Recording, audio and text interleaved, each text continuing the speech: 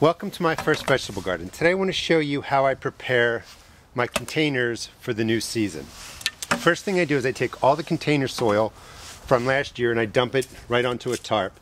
And this is everything that's been really used over all of last year. I also go and buy a 3 cubic foot bag of peat moss. This is only about $10 and this is your organic matter. If you have compost, certainly use compost instead of the peat moss. And if you don't want to use peat moss, some people are worried it's not a renewable resource, you can use coco coir, but this is readily available. And the whole key is to really have about 50% organic matter in your containers, because you want your containers to hold water. And that's the biggest problem really when you're container gardening, is that your plants suck the nutrients and the water out of your soil. Certainly get rid of any big pieces of debris. And I start with a quarter full of just the old soil, and then add in the peat moss, another quarter, so it's about a 50-50 ratio. And this is a general practice. You don't have to be exact. So that's about a little bit more, about halfway full. And now I'm going to mix that together by hand, and I'm going to fertilize it. You can fertilize it either using organic products, and that's what I'm going to do today.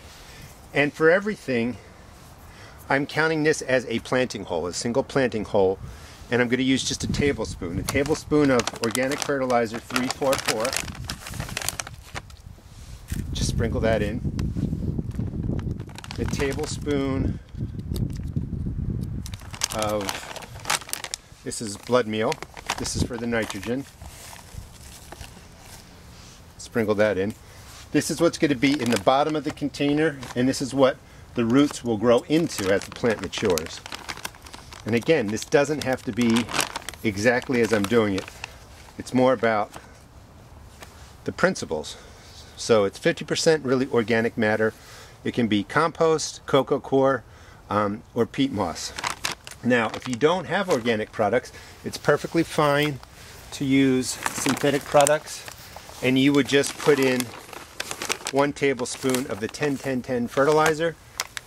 This is a 9-12-12. Again, you don't have to be exact. You're just supplying nutrients in here. When you container garden, most of your nutrients are going to come from soluble water feedings that you do throughout the year. So once you have that in, whatever mix you want, mix it all up really well. Mix in the old container soil with the peat moss. If you find any chunks, get rid of that. Now, peat moss can also be acidic. Well, it is acidic. It's more under 6.0. Most vegetables want to be at about 6.0. Peat moss can be like 4.5 or 5.0, kind of on the pH scale. And you want to mostly get things to between 6 and 7. The thing that you have going for you with peat moss is rainwater has a neutral pH, so just watering will help manage the pH. But I put in 2 tablespoons.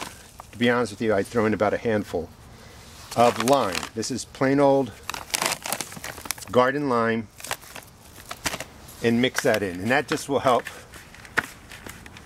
neutralize any acidity. You really don't have to worry about it. I also put in the lime to help with blossom end rot on tomatoes. If I had any crushed eggshells yet, I would be putting them in there, but I've used it all. So that's the first half. Second half, you're going to go some more of the old potting mix, and then another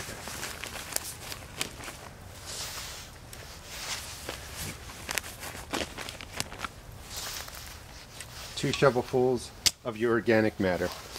And I'm going to put in the top for the new transplants, this is Garden Tone, a 3-4-4, just in 1 tablespoon. And you will notice that I just use a tablespoon. When you read the instructions, it'll talk about so much per 100 feet or 1 cup per plant, and it all just gets too confusing. So just as you mix this all up, measure your fertilizer with a tablespoon. You're not going to overdo it this way. And you're better to have a little bit less fertilizer, because the plant will still use it, than putting in too much and having it burn. So this is what the container soil is starting to look like. Throw in another